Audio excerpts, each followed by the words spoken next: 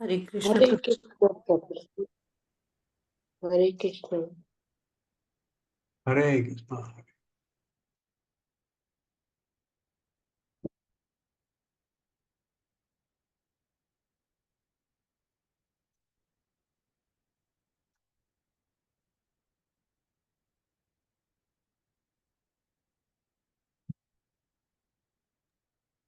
हरे कृष्णा प्रभु जी, सादर प्रणाम। हरे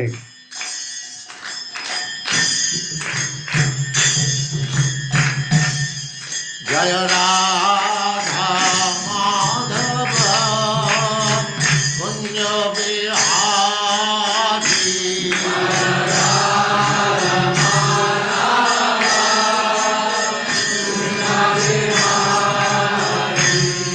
जय राधा माधव कुंज बिहारी।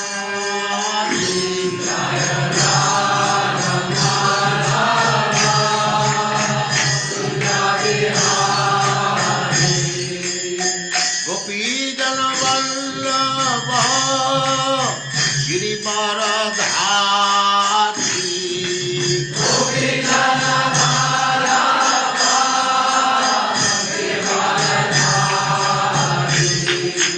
गोपीजन वल्लभ गिरिवरधारी।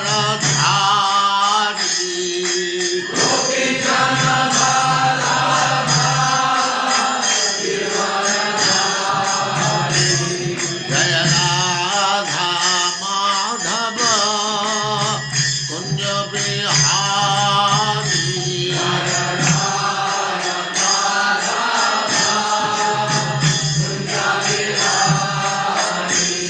जय राधा माधव कुंज बिहारी।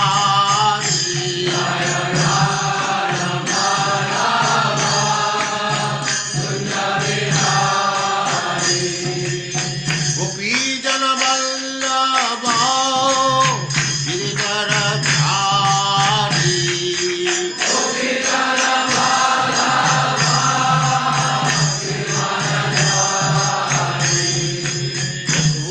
यशोदानंदन व्रज जनरंजन।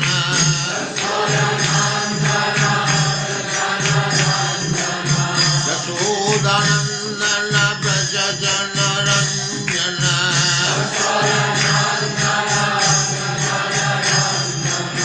जमुना तीर वनचारी।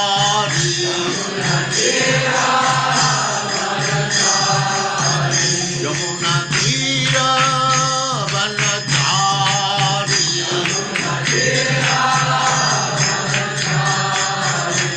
जय राधा माधव कुंज बिहारी।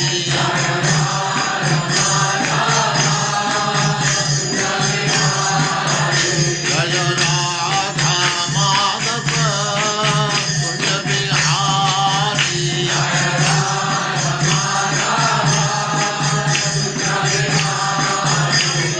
गोपीजन वल्लभ गिरिवरधारी।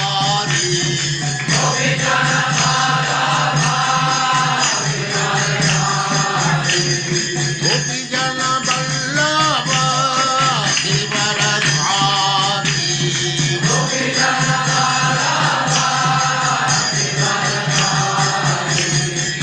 यशोदानंदन व्रज जनरंजन।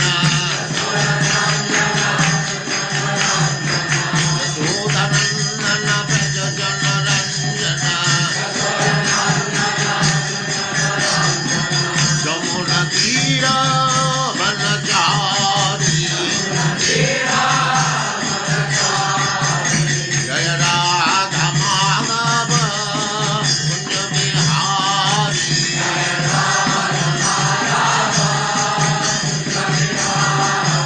जय राधा माधव कुंज बिहारी।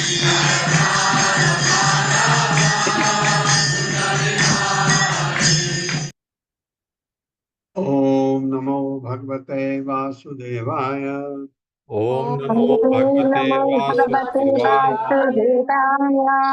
ओम नमो भगवते वासुदेवाय। ओम नमो भगवते वासुदेवाय। वासुदेवाय। ओम नमो भगवते वासुदेवाय। ओम नमो ओम नमो भगवते भगवते वासुदेवाय। वासुदेवाय। नारायणं नमस्कृत्य नारायणं नारायणं नमस्कृत्य नमस्कृत्य नरं चैव नरोत्तमं नरं नरं चैव चैव नरोत्तमं नरोत्तमं देवीं सरस्वतीं व्यासं देवीं देवीं सरस्वतीं सरस्वतीं व्यासं व्यासं ततो जयमुदीरये। ततो ततो जयमुदीरये। नष्टप्राये स्वभद्रेषु नष्टप्रायेषु भद्रेषु भद्रेषु नित्यं भागवत सेवया नित्यं भागवत सेवया। भगवते उत्तमा श्लोके भगवते उत्तमाश्लोके भक्तिर्भवति नैष्ठिकी। भक्तिर्भवति भक्तिर्भवति नैष्ठिके। निश्चिते। हरे कृष्णा, आप सबका स्वागत है। हरे हरे कृष्ण कृष्ण प्रभु। प्रभु जी, सशब्द हरे प्रणाम। कृष्णा प्रभु जी, हरे दंडवत कृष्णा। प्रणाम। तो 24वें श्लोक से आगे बढ़ते हैं। अन्वय व्यतिरेकेण विवेकेन उषता आत्मना स्वर्गस्थान समाप्नाय ये विसर्ग विमृशद्भिः असद्वरैः। मेरे साथ, अन्वय व्यतिरेकेण अन्वय अन्यव्यतिरेकेण व्यतिरेकेण विवेकेन उषता आत्मना विवेचेन विवेकेनात्मना शतात्मना स्वर्गस्थान समाप्नाय स्वर्गस्थान स्वर्गस्थानि समाम्नाय समाम्नाय विमृशद्भिः असद्वरैः। विमृशद्भिः सत्वरैः।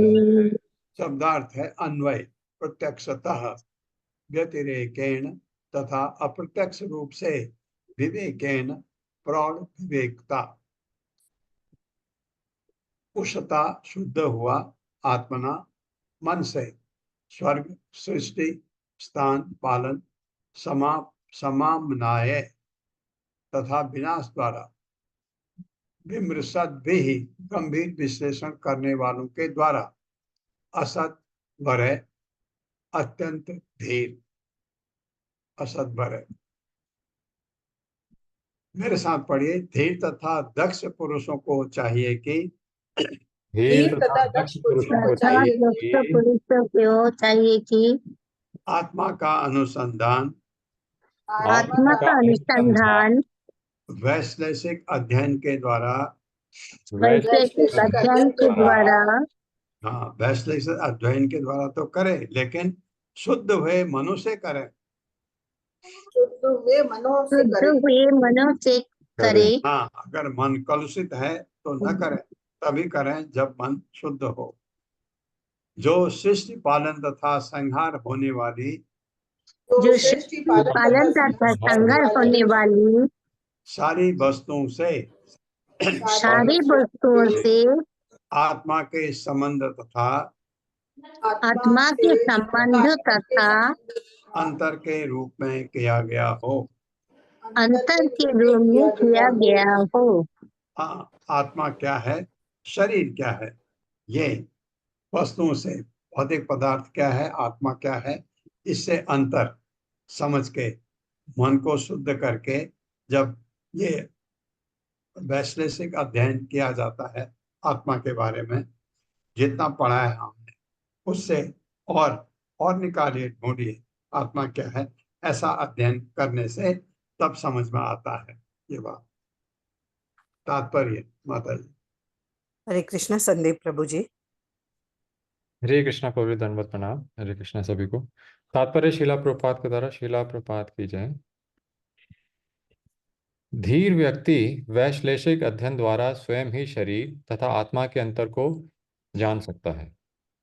उदाहरणतः जो व्यक्ति अपने शरीर में अपने हाथ, सिर इत्यादि पर विचार करता है, वह निश्चय ही आत्मा तथा शरीर के अंतर को समझ सकता है। कोई ये नहीं कहता मैं सिर हूं, सभी ये कहते हैं मेरा सिर। अतएव दो संज्ञाएं हैं, सिर तथा मैं। वे एक नहीं हैं, यद्यपि वे संश्लिष्ट प्रतीत होते हैं। कोई यह तर्क कर सकता है, जब हम शरीर का विश्लेषण करते हैं तो उसमें हमें सिर, हाथ, पांव, पेट, रक्त, अस्थियां, मूल, मूत्र इत्यादि मिलते हैं। किंतु जब सबों पर विचार हो चुका होता है तो फिर आत्मा कहाँ है? किंतु गंभीर मनुष्य इस वैदिक उपदेश का लाभ उठाता है। यतो वा इमानि भूतानि जायन्ते येन जातानि जीवन्ति यत् प्रति प्रयन्ति अभिसंविशन्ति तद विज्ञा तद विजिज्ञा अस्व असस्व तद ब्रह्मेति। इस प्रकार वह समझ सकता है कि सिर, हाथ तथा पूरा शरीर आत्मा के आधार पर बड़ा हुआ है।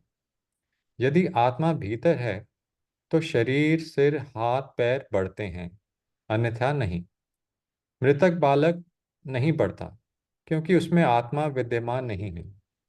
यदि शरीर के सतर्क विश्लेषण के बाद भी किसी को आत्मा का अस्तित्व ना दिखे तो ये अज्ञान ही है। भला भौतिकतावादी कार्यकलापों में पूरी तरह संलग्न व्यक्ति किस प्रकार उस आत्मा को समझ सकता है जो एक बाल के अगले भाग के 10,000वें विभाग जितना छोटा है? ऐसा व्यक्ति मूर्खतावश सोचता है कि भौतिक शरीर रसायनों के मेल से बड़ा हुआ है, यद्यपि वह इन तत्वों को ढूंढ नहीं पाता। किंतु वेद हमें बताते हैं कि रासायनिक मेल से प्राण नहीं बनता। प्राण तो आत्मा तथा परमात्मा है और शरीर उसी प्राण के ही आधार पर बढ़ता है। वृक्ष में लगा फल वृक्ष की उपस्थिति के कारण ही बढ़ता है और उसमें 6 प्रकार के परिवर्तन होते हैं। यदि वृक्ष ना हो तो फल के बढ़ने तथा परिपक्व होने का प्रश्न ही नहीं उठता। अतः शरीर के अस्तित्व के परे शरीर के भीतर परमात्मा तथा आत्मा है। भगवद गीता में बताए गए आध्यात्मिक ज्ञान की यह पहली जानकारी है। देहिनो अस्मिन् यथा देह। शरीर का अस्तित्व परमेश्वर तथा उन्हीं के अंश स्वरूप जीव की उपस्थिति के कारण होता है। इसकी आगे व्याख्या भगवद गीता में स्वयं श्री भगवान ने की है। मया तद इदम सर्वम जगद अव्यक्त मूर्तिना मत स्थानी सर्वभूतानि ना च अहम तेषु अवस्थितः। यह संपूर्ण ब्रह्मांड मेरे अव्यक्त रूप में व्याप्त है। सारे जीव मुझ में हैं किंतु मैं उनमें नहीं हूँ। परमात्मा सर्वत्र उपस्थित हैं। वेदों का आदेश है, सर्वम खल खली खलविदम ब्रह्म। प्रत्येक वस्तु ब्रह्म है या कि ब्रह्म की शक्ति का विस्तार है। सूत्रे मणिगणा इव। प्रत्येक वस्तु भगवान पर अवलंबित है। जिस प्रकार मोती सूत्र द्वारा गूंथे रहते हैं, यह सूत्र प्रधान ब्रह्म है। यह परम कारण परमेश्वर है जिस पर प्रत्येक वस्तु आधारित है। मतः परतरम नान्यत्। इस प्रकार हमें चाहिए कि आत्मा तथा परमात्मा का अध्ययन करें जिस पर यह सारा भौतिक विराट जगत आश्रित है। इसकी व्याख्या इस वैदिक कथन से हो जाती है, यतो वा इमानि भूतानि जायन्ते येन जातानि जीवन्ति। हरे कृष्णा प्रभु जी, धन्यवाद प्रणाम। हरे कृष्णा। प्रभुपाद उदाहरण देके समझा रहे हैं, ऐसे अध्ययन करो। ये मेरा हाथ, ये हाथ है, ये पांव है, ये आत्मा है नहीं। मेरा सिर आत्मा है नहीं। मेरी आंख आत्मा है नहीं। मेरे पैर आत्मा है नहीं। तो प्रभुपाद ने बड़ा अच्छा कहा, आप ये कहते हैं मेरा हाथ, तो दो जनों की बात कर रहे हैं। कोई मेरा भी है, कोई कह रहा है मेरा हाथ है, वो कौन है? ये दो संज्ञाएं हैं। ऐसे करते करते वो कहते हैं कि मन शुद्ध हो बिल्कुल, और आत्मा पदार्थ अलग अलग हैं। यहाँ से आप अपना विस्तार अब आप अध्ययन करिए, फिर शास्त्रों की मदद दीजिए कि इसमें आप कोई मटेरियल साइंस का इस्तेमाल नहीं कर सकते, तो आपको वैदिक वाङ्मय का ही सहारा लेना पड़ेगा। तो अध्ययन करिए इसको शोध कहते हैं। तो आप निष्कर्ष पर निकलेंगे हाँ कि ये आत्मा इस शरीर से पृथक है। और इसमें प्राण का वर्णन भी किया गया है। प्राण जब आत्मा है तो प्राण है, ये हमको समझना चाहिए। प्राण वायु है, आत्मा वायु नहीं है, प्राण वायु है। लेकिन प्राण कब कब कब आता है अंदर? प्राण की उत्पत्ति कब होती है? जब आत्मा होती है। आत्मा होती है तो प्राण की उत्पत्ति होती है। वो हमारे शरीर में 5 मुख्य प्राणवायु होती हैं और 5 उपवायु होती हैं। तो इसका इसका हमने पढ़ा भी है पहले। इसको अच्छी तरह से अपने डायरी में नोट कर लीजिए। ये 5 प्राण वायु कौन सी खास है? ये 5, एक तो प्राण वायु ही कहलाती है, और 4 और हैं जो खास हैं। उदान है, व्यान है और समान है। ये 5 वायु हैं। फिर 5 उपवायु होती है। तो वो उपाय तो नहीं भी याद रखें कोई बात नहीं, प्राण वायु आपको ये 5 याद रखनी है। और मुझे इसका की अनुभूति कब होती है हमको? जब मैंने ये पढ़ा पहली बार तो मुझे लगा हाँ, एक वायु ऐसी है शरीर में जो आपको आपको आपका बैलेंस कराती है। आप खड़े रहते हैं, आपने देखा होगा कुछ कुछ जिम्नास्ट बिल्कुल एक पैर में एकदम टेढ़े हो जाते हैं, धनुष जैसा बना देते हैं। ऐसा हो सकता है कभी?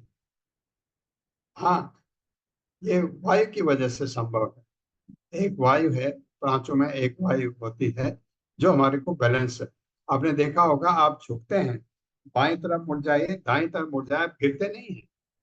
अगर आप एक स्टैचू लीजिए, स्टैचू को आप 10 डिग्री 15 डिग्री मोड़िए, वो गिर जाता है नीचे, आप नहीं गिरते हैं। ये बैलेंस कराता है आपके शरीर।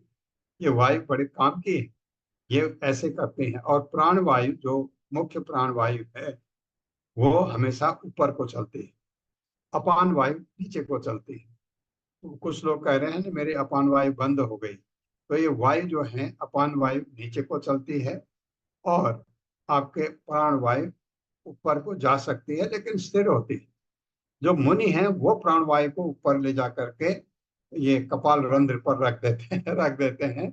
और जब उनको लगा कि योगी जो इतने सिद्ध होते हैं, जब उनको लगा अब सूर्य उत्तरायण में है, शुक्ल पक्ष है, एकादशी का दिन है, वो अब कपाल रंध्र से प्राण को जाने देते हैं।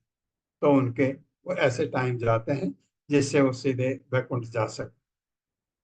तो लेकिन आत्मा जैसे छोड़ती है, सारे वायु जो है आपके प्राण वायु जितने भी हैं वो खत्म, फिर नहीं रहते।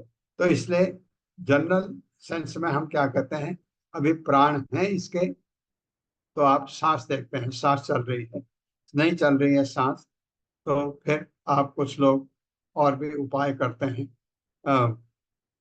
देखने के लिए। फिर आप पीसीआर करते हैं, उसको नीचे जमीन पर, समतल जमीन पर लिटाते हैं। और जो आपका ये एपिस्टर्नम है, दो ये जो केज है आपके लंग केज, ये रीढ़ के, ये क्या कहते हैं इनको, हड्डियां जो हैं आपके, ये लंग केज कहते हैं। इसका एपिस्टर्नम होता है नीचे, जहां पर दोनों मिलते हैं। आप उंगली लगा के देख सकते हैं। यहाँ पर एक हाथ के ऊपर दूसरा हाथ रख के आप जोर जोर से नीचे दबाते हैं और 30 बार, 1 2 3 4 5 6, धीरे से 30 बार दबा करके फिर 2 बार उसको सांस देते हैं। आजकल वो ये प्लास्टिक के भी आ गए जिससे मुंह में लगा के आप बैलून दबा करके उसको वायु अंदर डाल सकते हैं, और कभी कभी उसको आप रिवाइव कर देते हैं, वो बच जाता है। तो जब ये हमको सिखाया गया था, क्योंकि बाहर बहुत जगह जब आप किसी हॉस्पिटल में काम करते हैं तो आपको मैंडेटरी है ये आना। किसी कोई भी पेशेंट कभी भी आपके सामने कोलैप्स हो सकता है, तो आपको पीसीआर करना होता है। तो ये जब मेरा पहला प्रश्न था उन्होंने कहा कि जब मैं दबा रहा था, वो फैंटम था, फैंटम आदमी नहीं था, फैंटम में प्रैक्टिस करवाते हैं। तो मैंने उसको पूछा कि इतना जोर से दबाने पर ये रिब केज, रिब जो है हमारी पसली, ये टूट सकती है। तो उसने कहा कि टूटने का डर है तुमको, उसकी जान का डर नहीं है। टूट गई तो भी कोई बात नहीं, टूटेगी नहीं, टूट भी गई तो ही बात नहीं, उसका इलाज हो जाएगा, कम से कम वो जिंदा हो सकता है, ऐसे करके। एनीवे, तो ये प्राण वायु जब आत्मा शरीर को छोड़ती है, ये खत्म, फिर नहीं रहती। तो आपको ये चीज, प्राण और आत्मा, कभी कभी क्वेश्चन आता है, एक ही चीज है? एक नहीं है। प्राण वायु है और आत्मा दिव्य एक कण है।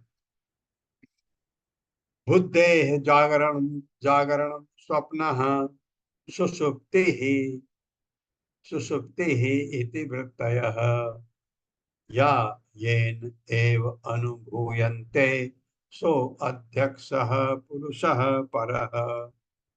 मेरे साथ पढ़िए। बुद्धे जागरणम स्वप्न स्वप्न बुद्धिर्जागरणं स्वप्नः सुषुप्ति इति वृत्तयः सुषुप्तिर्विसुप्तयः या येन एव अनुभूयन्ते तायेन एव अनुभूयन्ते तायेन एव अनुभूयन्ते तायेन एव अनुभूयन्ते तो अध्यक्षः पुरुषः परः।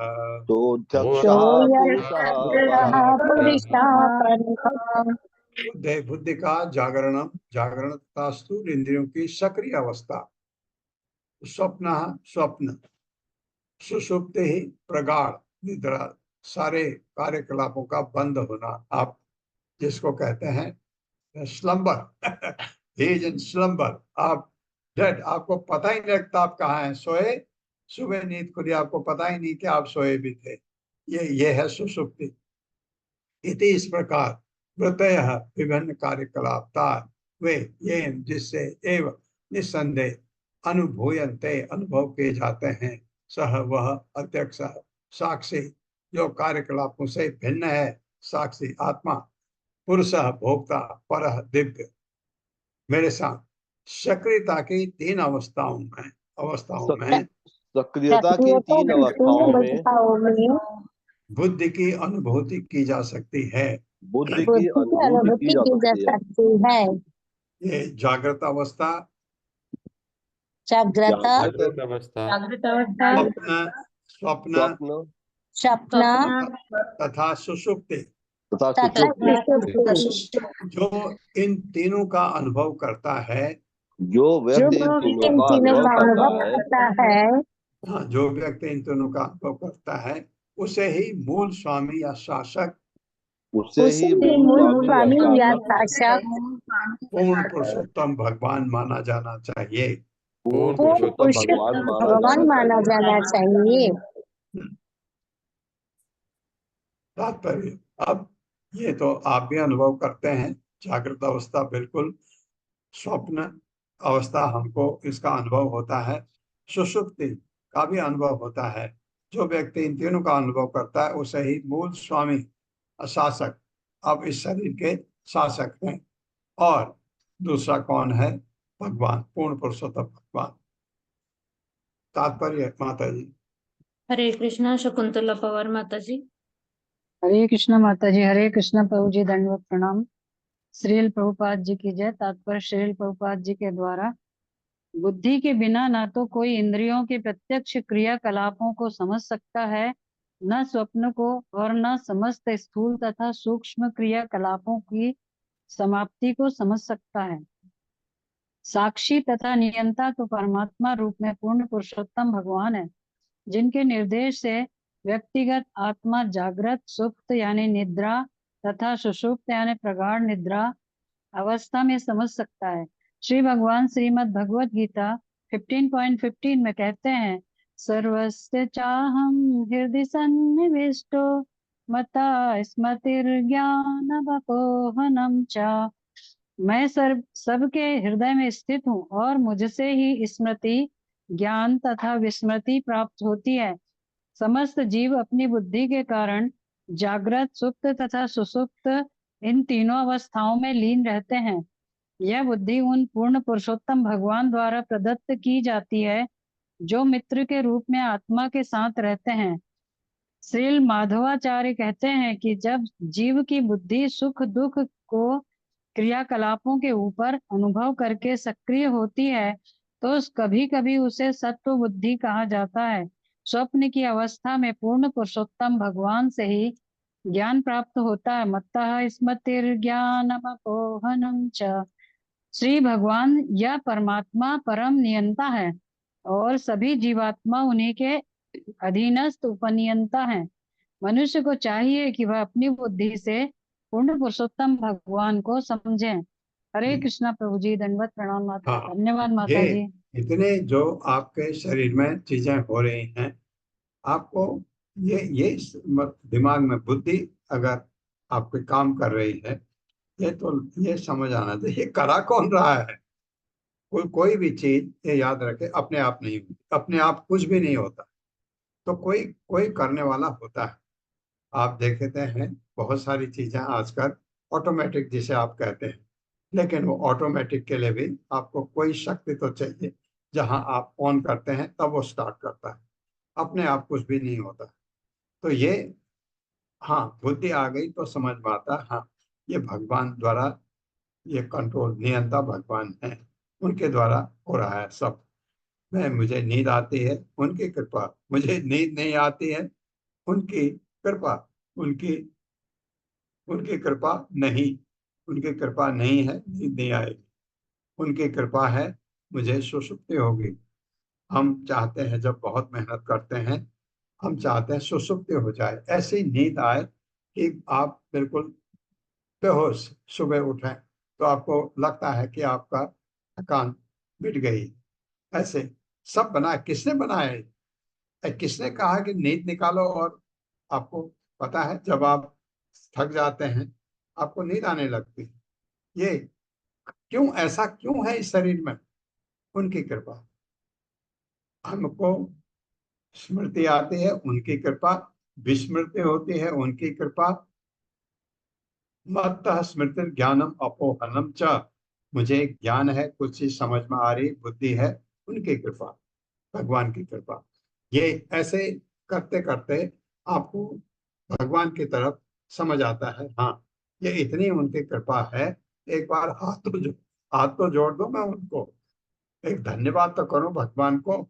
नहीं, ये मैं हूं, ये मेरी वजह से है, ये हमें इतना घमंड होता है, इतनी गर्दन हमारी अकड़ जाती है बेवजह। ए त्रिवर्ण पर्यस्त बुद्धि भेद क्रिया उद्भव स्वरूपम आत्मनो बुद्धे गंधे वा गंधे वायुम इव अन्वयात्। मेरे साथ, त्रिवर्ण पर्यस्त हे एभिस्त्रिवर्णे पर्यस्ते पर्यस्तैः बुद्धि भेद क्रिया उद्भव बुद्धि बुद्धिभेदैः क्रियायुद्भवैः स्वरूपम आत्मनो बुद्धे स्वरूपमात्मनो बुद्धेः गंधे वायुम इव अन्वयात्। वन्दे वायुमिव यन्नया। शब्दार्थ है, एभी, इन त्रिवर्ण, तीन गुणों के द्वारा निर्मित, पर्यस्त, पूर्णतया तिरस्कृत, प्राण का स्पर्श न करने से, बुद्धि, बुद्धि के भेद प्रकारों से, क्रिया उद्भव, विभिन्न कार्यकलापों से उत्पन्न, स्वरूपम स्वाभाविक स्थिति, आत्मना आत्मा की, बुद्धे समझना चाहिए, गंध गंध से, वायु वायु को, इव ठीक उसी तरह, अन्वया घनिष्ठ संबंध से।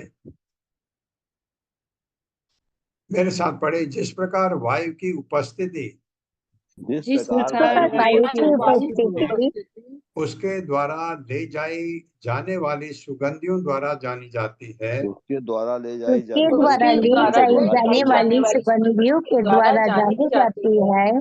हाँ, आप कहीं बैठे हैं, आपको अब पता नहीं, आपने रात की रानी एक फूल होता है और रात को उसके फूल से सुगंध आती, दिन में नहीं आती, रात को आती।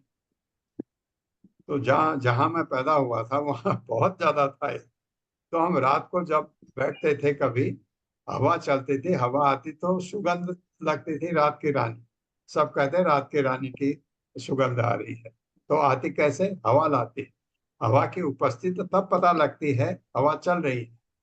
उसी तरह भगवान के निर्देशन में उसी तरह भगवान के निर्देशन में मनुष्य बुद्धि के इन 3 विभागों द्वारा मनुष्य बुद्धि के इन 3 विभागों द्वारा जीवात्मा को समझ सकता है। जीवात्मा को समझ सकता है। किंतु ये 3 विभाग आत्मा नहीं है। किंतु ये 3 किंतु विभाग ये आत्मा 3 नहीं है। विभाग आत्मा नहीं है। आत्मा नहीं है। वे 3 गुणों से बने होते हैं वे 3 वे ये गुणों से 3 बने गुणों होते से हैं बने होते हैं और क्रियाओं से उत्पन्न होते हैं। और क्रियाओं और से उत्पन्न क्रियाओं होते से हैं। उत्पन्न होते हैं। हाँ, अप्रभुपाद समझा रहे हैं, तात्पर्य पढ़ माता जी। हरे कृष्णा त्रय माता जी। हरे कृष्ण। तात्पर्य श्रील प्रभुपाद के जय। श्रील प्रभुपाद के द्वारा जैसा कि पूर्व में बताया जा चुका है, हमारी अस्तित्व के 3 अवस्थाएं हैं, जागृति, स्वप्न तथा प्रगाढ़ निद्रा। इन 3 अवस्थाओं में हमारे अनुभव भिन्न भिन्न होते हैं। इस प्रकार आत्मा इन 3 अवस्थाओं का साक्षी है। वास्तव में शरीर की क्रियाएं आत्मा की क्रियाएं नहीं है। आत्मा शरीर से पृथक है। जिस प्रकार सुगंध उस भौतिक माध्यम से भिन्न होती है जिसमें उसे ले जाया जाता है, उसी प्रकार आत्मा भौतिक क्रियाओं से अलिप्त रहता है। ऐसा विश्लेषण वही व्यक्ति कर सकता है जो परमेश्वर के चरण कमल में पूर्ण रूप से शरणागत है। इसकी पुष्टि इस वैदिक आदेश द्वारा होती है। यस्मिन् विज्ञाते सर्वमेवं विज्ञातं भवति। यदि कोई पूर्ण पुरुषोत्तम भगवान को समझ सकता है तो वो अन्य बातें स्वतः ही समझ सकता है। श्री भगवान के चरणार बिंदु की शरण न ग्रहण करने के कारण बड़े बड़े विद्वान, दार्शनिक, विज्ञानी तथा धर्मवेत्ता भी सदैव मोहग्रस्त रहते हैं। इसकी पुष्टि श्रीमद् भागवतम 10.2.32 में हुई है। ये अन्य अरविंदक्ष विमुक्त मानिनाश तयस्त भावाद अविश्य बुद्धयः। भले ही कोई अपने आप को भौतिक कर्म से मुक्त क्यों न समझे, किंतु यदि उसने श्री भगवान के चरण कमलों के शरण ग्रहण नहीं किया है तो उसकी बुद्धि दूषित रहती है।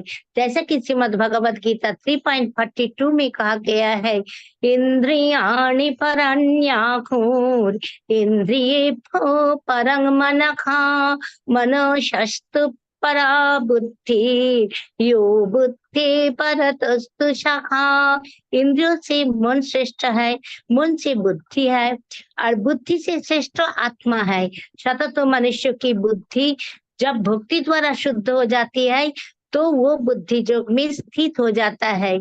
इसकी भी व्याख्या श्रीमद् भगवद गीता में हुई है। ददामि बुद्धि योगं तं येन माम उपयान्ति ते। भक्ति के विकसित होने तथा मनुष्य को बुद्धि शुद्ध होने पर वो अपनी बुद्धि का उपयोग भगवत धाम वापस जाने में कर सकता है। हरे कृष्ण। हरे कृष्ण। ये बुद्धि में कब आती है? ये वाली बुद्धि ददामि बुद्धि योगम तम। भगवान कहते हैं मैं उसको बुद्धि देता हूँ, ये माम उपयांत दे, जिससे वो मेरे पास आ सकता है। ये बुद्धि कब देते हैं? जब आप भक्ति करते हैं, जब आप भगवान से जुड़ जाते हैं, आपको भगवान से प्रेम होने लगता है, भगवान बुद्धि देता है आपको, जिससे कि आप उनके पास जा सकते हैं। जा सकते हैं का मतलब ऐसी बुद्धि देंगे, बेटा और आगे बढ़ और आगे बढ़ और आगे बढ़, आप स्वरूप से भगवान के साक्षात्कार और सीधे वैकुंठ। एतद्वारो हि संसारो गुण कर्म निबंधनः अज्ञान मूलो अपार्थो अपि पुंसः स्वप्न इव अर्प्यते। मेरे साथ एतद्वारो हि संसारो एतद्वारो हि संसारो गुण कर्म निबंधनः गुणकर्म निबन्धनः अज्ञान मूलो अपार्थो अपि ज्ञानमूलय पार्थोऽपि पुंसः स्वप्न इव अर्प्यते। पुंसस्वप्नो हि वाप्यते। शब्दार्थ है एतत् यह द्वार जिसका द्वार ही निसंदेह संसार भौतिक जगत जिसमें मनुष्य तीन प्रकार के कष्ट पाता है। गुण कर्म निबंधना प्रकृति के तीन गुणों द्वारा बंदी बनना, अज्ञान मूलः जिसकी जड़ अज्ञान है, अपार्थ निरर्थक, अभी यद्यपि पुंसः जीव का स्वप्न स्वप्न इव सदृश अर्प्यते रखा जाता है। मेरे साथ पढ़े दूषित बुद्धि के कारण दूषित बुद्धि दूषित बुद्धि के कारण मनुष्य को प्रकृति के गुणों के अधीन रहना पड़ता है। मनुष्य को मनुष्य को प्रकृति के गुणों के अधीन रहना पड़ता है। हाँ, बुद्धि दूषित है तो ये जो हम कर रहे हैं सब ये भौतिक चीज, और बुद्धि अगर दूषित नहीं है तो आप भगवान की भक्ति करते हैं और इस प्रकार वो भव बंधन में पड़ जाता है। और इस प्रकार वो भव बंधन में पड़ जाता है। इस संसार को इस इस संसार को जिसका कारण अज्ञान है, जिसका जिसका कारण अज्ञान है, उसी प्रकार अवांछित तथा नश्वर मानना चाहिए। उसी उसी प्रकार अवांछित मानना चाहिए। जिस प्रकार स्वप्नावस्था में जिस प्रकार स्वप्नावस्था में मनुष्य को झूठे ही कष्ट भोगना पड़ता है। मनुष्य को मनुष्य को कष्ट भोगना पड़ता है। हाँ, स्वप्नावस्था में होता है ना, बहुत कभी कभी बड़े तकलीफ वाली चीजें दिखती हैं तो दुख होता है। वैसा ही ऐसा दुख यहाँ साक्षात है इस भौतिक जगत में। किस कारण से? क्योंकि हम भगवान की तरफ पीठ लगा के खड़े हैं। भगवान की तरफ मुख करिए तो ये सारे कष्ट दूर हो जाते हैं, त्रैताप खत्म। तात्पर्य माता जी। हरे कृष्णा। रीता कथुरिया माता जी, म्यूट कीजिए माता जी। रीता माता जी। हरे कृष्णा प्रभु जी, हरे कृष्णा माता जी। श्रील प्रभुपाद की जय। श्रील प्रभुपाद जी के द्वारा नश्वर जीवन की अवांछित दशा को ही अज्ञान कहते हैं। मनुष्य यह आसानी से समझ सकता है कि भौतिक देह नश्वर है, क्योंकि यह एक निश्चित तिथि पर सृजित होती है और जन्म, मृत्यु, वृद्धि, पालन, रूपांतरण तथा क्षय, इन 6 अवस्थाओं को पार करके निश्चित तिथि पर इसका अंत हो जाता है। शाश्वत आत्मा की यह दशा उसके अज्ञान के कारण है। आत्मा की यह दशा उसके अज्ञान के कारण है, और यद्यपि यह नश्वर है तथापि यह अवांछित है। अज्ञान के ही कारण मनुष्य को एक नश्वर शरीर के बाद दूसरे में रखा जाता है, किंतु आत्मा को ऐसे नश्वर शरीर में प्रविष्ट होने की कोई आवश्यकता नहीं है, किंतु वह अपने अज्ञान के कारण या भगवान श्री कृष्ण को विस्मृत करने के कारण ही ऐसा करता है। अतः इस मानव जीवन में जिसमें बुद्धि विकसित रहती है, मनुष्य को चाहिए कि वह भगवान कृष्ण को समझने का प्रयास करते हुए अपनी भावना को बदले, तभी वह मुक्त हो सकेगा। इसकी पुष्टि श्रीमद् भगवद गीता 4.9 में हुई है, जहाँ भगवान कहते हैं, जन्म कर्म च मे दिव्यम एवं यो वेति तत्वतः त्यक्ता देहम पुनर्जन्म नैति मामेति सो अर्जुना।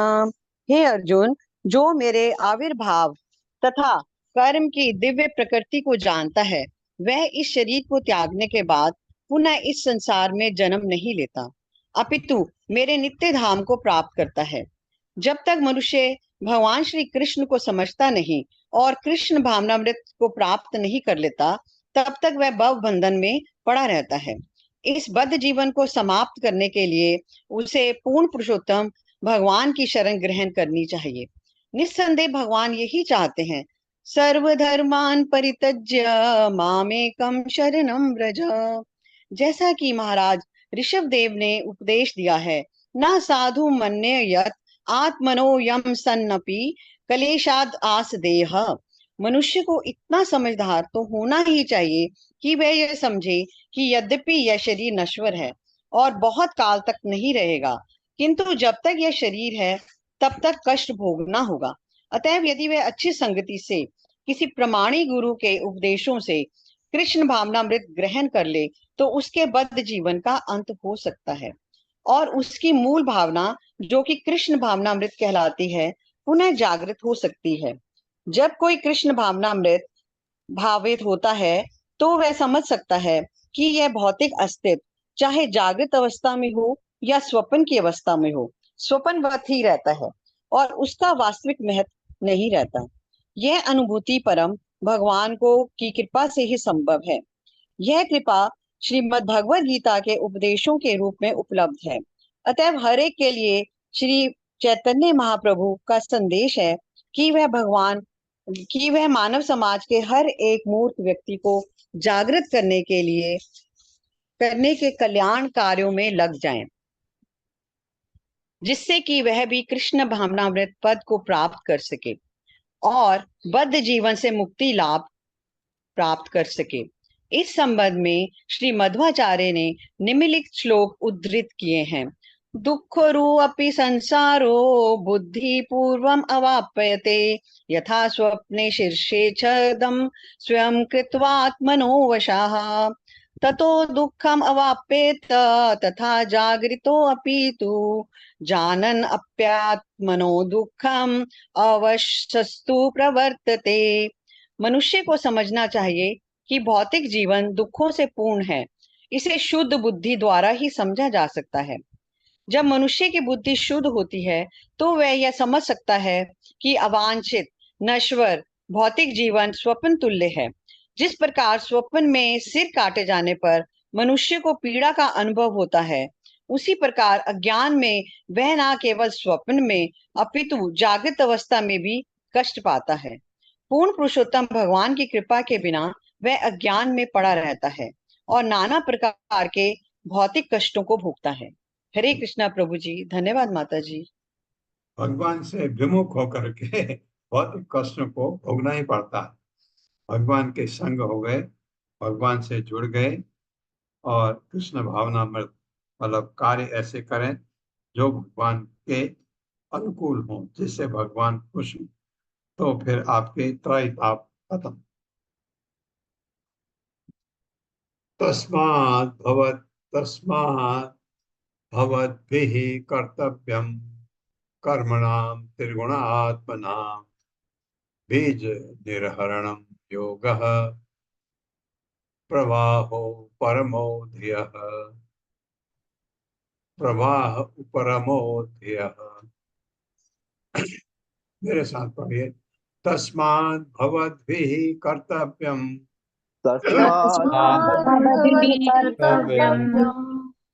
कर्मणां त्रिगुणात्मनां बीज निर्हरणं योगः प्रवाह उपरमो धियः।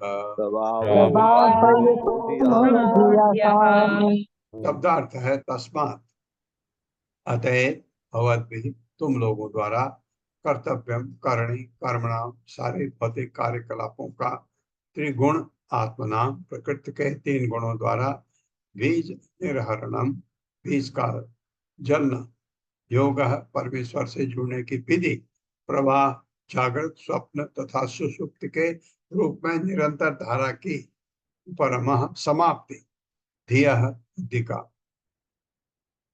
अतएव हे मित्रों, मेरे साथ पढ़िए। अतएव हे मित्रों, हे असुर पुत्रों, क्योंकि उन्होंने ज्ञान दिया कि उन्होंने, नारद ने मुझे कब दिया था ज्ञान, ये बताया, अब फिर ज्ञान भी दिया। अब कह रहे हैं, अतएव हे मित्रों, हे असुर पुत्रो, अतएव हे हे असुर पुत्रों, तुम्हारा कर्तव्य है कि तुम्हारा कर्तव्य है कि कृष्ण भावना मृत को ग्रहण करो, कृष्ण भवनम को ग्रहण करो, जो प्रकृति के गुणों द्वारा जो प्रकृति के गुणों द्वारा कृत्रिम रूप से उत्पन्न कृत्रिम रूप से उत्पन्न सकाम कर्मों के बीज को जला सकता है, सकाम कर्मों के बीज को जला सकता है, और जागृत, स्वप्न तथा सुषुप्त अवस्था में और जागृत स्वप्न तथा सुषुप्त अवस्था में बुद्धि के प्रवाह को रोक सकता है। बुद्धि के प्रभाव को रोक सकता है। हाँ, इसमें रहे ही नहीं, हम हमेशा इस अवस्था में रहें कि भगवान के सेवा करते रहें। दूसरे शब्दों में कृष्ण भावनामृत ग्रहण करने पर कृष्ण भवनामृत ग्रहण करने पर मनुष्य का अज्ञान तुरंत विनष्ट हो जाता है। मनुष्य का अज्ञान तुरंत विनष्ट हो जाता है। तात्पर्य माता जी। हरे कृष्ण अनिता श्रीवास्तव माता जी। हरे कृष्ण माता जी, प्रभु जी दंडवत प्रणाम। हाँ, हरे तात्पर्य कृष्ण। श्री प्रभुपाद की जय हो। श्री प्रभुपाद द्वारा तात्पर्य, श्री भगवत गीता में 14.26 में पुष्टि की गई है, माँ चम योभ्या विभाचरणे भक्ति योगेन सेवते सह गुणान समतीत्यायन ब्रह्मा भुआय कल्पते।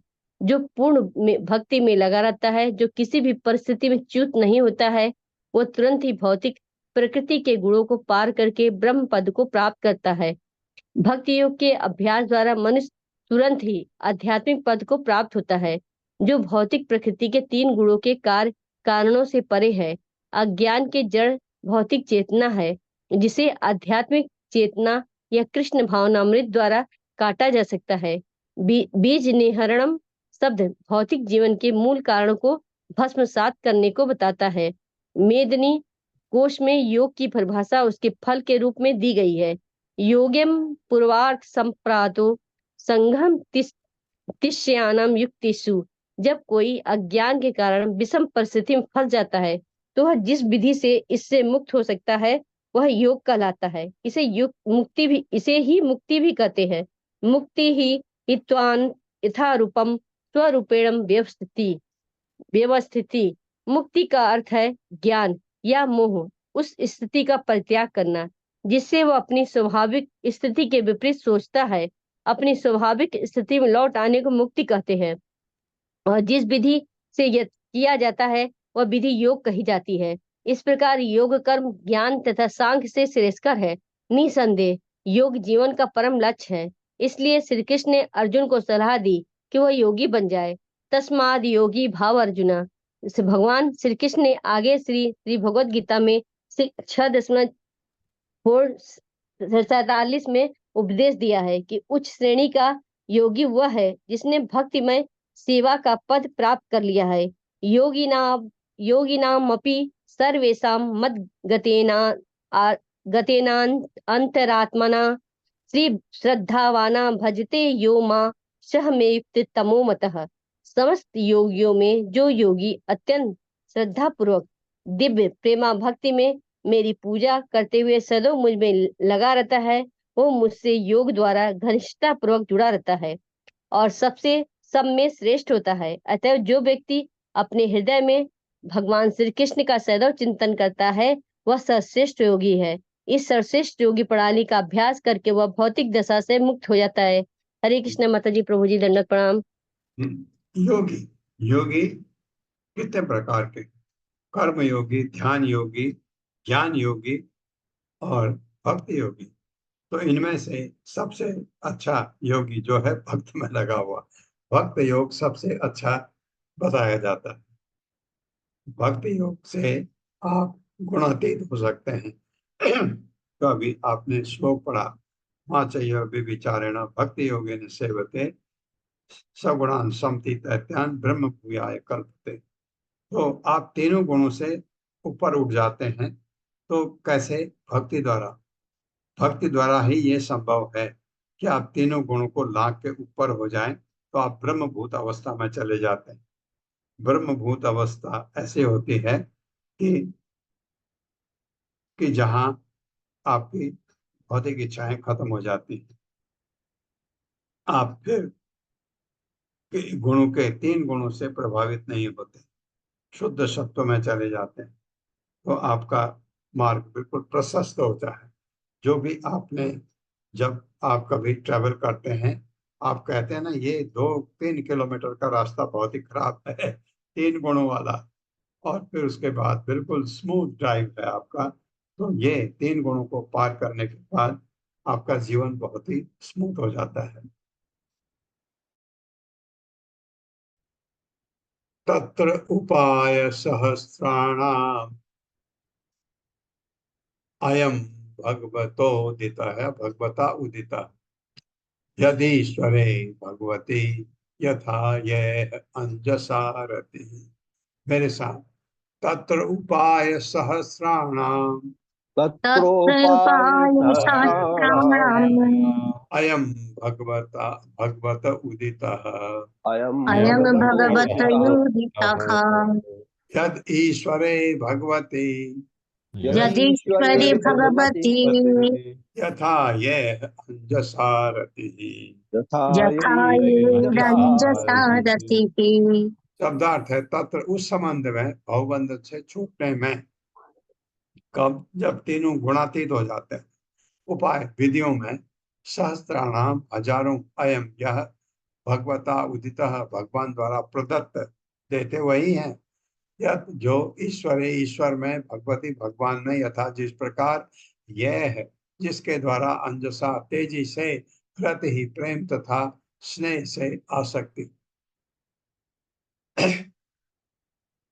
मेरे साथ पढ़े, भौतिक जीवन से छूटने के लिए, भौतिक जीवन से छूटने के लिए जितनी विधियां संस्कृत हैं, जितनी जितनी विधियां संस्कृत है, उनमें से उस एक को, उनमें से एक को जिसे स्वयं भगवान ने बताया है, जिसे स्वयं जिसे भगवान ने स्वयं बताया है भगवान ने बताया है और स्वीकार किया है, और और स्वीकार किया है, स्वीकार किया है, सभी तरह से पूर्ण समझना चाहिए उस सभी विधि तरह को। से पूर्ण समझना चाहिए। पूर्ण समझना चाहिए। ये प्रहलाद महाराज कह रहे हैं उनको। वह विधि है, वो वो विधि है, विधि है कर्तव्य का संपन्न किया जाना, कर्तव्य का कर्तव्य संपन्न का किया जाना, संपन्न किया जाना, जिससे परमेश्वर के प्रति प्रेम विकसित होता है। जिससे जिससे परमेश्वर के परमेश्वर के प्रति विकसित प्रेम होता है। विकसित होता है। हाँ, ये आपकी ये विधि कौन सी है? भक्ति, कृष्ण भावनामृत, कि आप भगवान के कर्म ऐसे करें जिससे भगवान खुश हों। और आपको, जब आप ये करते करते करते, फिर पंचरात्रा विधि भी है भारत की, करते करते भगवान से लगाव हो जाता है। फिर आप भगवान को देखे बगैर, उनकी पूजा करे बगैर आपको चैन नहीं पड़ता, प्रेम होने लगता है भगवान से। और उनके बारे में पढ़ने से, इतने महान हैं, तो स्वाभाविक है, तो आपके जो थॉट प्रोसेस है बदल जाती है। तात्पर्य माता जी। हरे कृष्ण कविता घोष माता जी। हरे कृष्ण माता जी, हरे कृष्ण प्रभु जी। तात्पर्य शिला प्रभुपाद द्वारा, शिला प्रभुपाद की जय। उन अनेक योग विधियों में से जो मनुष्य को भव कलमश के बंधन से ऊपर उठाती है, उस एक विधि को जैसे भगवान ने संस्तुत किया है, सर्वश्रेष्ठ समझना चाहिए। यह विधि भगवत गीता में स्पष्ट बतलाई गई है, जहाँ भगवान कहते हैं, सर्वधर्मान परित्यज्य मामेकम शरणम व्रजम। सारे धर्मों को त्याग कर केवल मेरी शरण ग्रहण करो। यह विधि सर्वश्रेष्ठ है, क्योंकि भगवान आश्वस्त करते हैं, अहं त्वाम सर्व पापेभ्यो मोक्ष यस्यामि मा शुचः। मैं तुम्हें सारे पापों से मुक्त कर दूंगा, तुम डरो मत, चिंता करने की कोई बात नहीं, क्योंकि स्वयं भगवान आश्वस्त कर रहे हैं कि वे अपने भक्त की रखवाली करेंगे और उसे पाप कर्मों के फलों से बचा लेंगे। भवबंधन पाप कर्मों का ही फल है, इसलिए चूंकि भगवान आश्वस्त कर रहे हैं कि वे सकाम कर्मों के फलों को दूर कर देंगे, अतएव चिंता करने की कोई बात नहीं। इसलिए आत्मा के रूप में अपनी स्थिति को समझने तथा अपने को भक्ति में लगाने की विधि सर्वोत्तम है। संपूर्ण वैदिक कार्यक्रम इसी सिद्धांत पर टिका है और मनुष्य से वेदों में संस्तुत की गई विधि से समझ सकता है। यस्य देवे परा भक्ति यथा देवे तथा गुरु तस्यैते कथिता ह्यर्था प्रकाशन्ते महात्मनः। जो महापुरुष भगवान तथा गुरु दोनों पर गूढ़ श्रद्धा रखते हैं, उन्हें वैदिक ज्ञान का सारा आशय स्वतः प्रकट हो जाता है। श्वेताश्वर उपनिषद 6.23 मनुष्य को चाहिए कि ईश्वर के प्रतिनिधि स्वरूप शुद्ध भक्त को अपना गुरु मान ले और उसे भगवान के ही समान आदर प्रदान करे। यही सफलता का रहस्य है। जो इस विधि को ग्रहण करता है उसे पूरी विधि ज्ञात हो जाती है। इस श्लोक में यज्ञसा रति शब्द यह बताते हैं कि गुरु की सेवा करने तथा उसकी शरण ग्रहण करने से मनुष्य को भक्ति प्राप्त होती है और भक्ति करने से वह धीरे धीरे भगवान में आसक्त हो जाता है। भगवान के प्रति इस आसक्ति के कारण वह भगवान को समझ सकता है। दूसरे शब्दों में वह यह समझ सकता है कि भगवान की स्थिति क्या है, हमारी स्थिति क्या है और हमारा संबंध क्या है। भक्ति योग की सरल विधि द्वारा यह सब सरलता से समझा जा सकता है। ज्यों ही मनुष्य भक्ति योग पद को प्राप्त होता है, क्योंकि उसके कष्ट तथा उसके भव बंधन का मूल कारण नष्ट हो जाता है। इसकी स्पष्ट व्याख्या अगले श्लोक में की गई है, जो सफलता के रहस्य को बताता है। हरे कृष्णा प्रभु जी, सादर प्रणाम। हरे कृष्णा माता जी, हरे कृष्ण। धन्यवाद। तो भक्ति का भगवान से प्रेम जाग जाए तो हमारा सारे प्रॉब्लम सॉल्व हो जाते हैं। तो ओम अज्ञान तिमिरांधक्ष ज्ञानांजन शलाकया चक्षुरुन्मिलितमेन तस्मै श्री गुरुवे नमः। नमो विष्णुपादाय कृष्णपृष्ठाय भूतले श्रीमते भक्तिवेदांत स्वामिनिति नामिने। नमस्ते सरस्वती देवे गौरवाणी प्रचारिणे निर्विषय शून्यवादी पाश्चात्य देश तारिणे। जय हो श्री कृष्ण चैतन्य प्रभु नित्यानंद श्री अद्वैत गदाधर शिवासादि गौर भक्तवृंद। हरे कृष्णा कृष्ण कृष्ण हरे हरे, हरे राम राम राम हरे हरे। एक तो मैं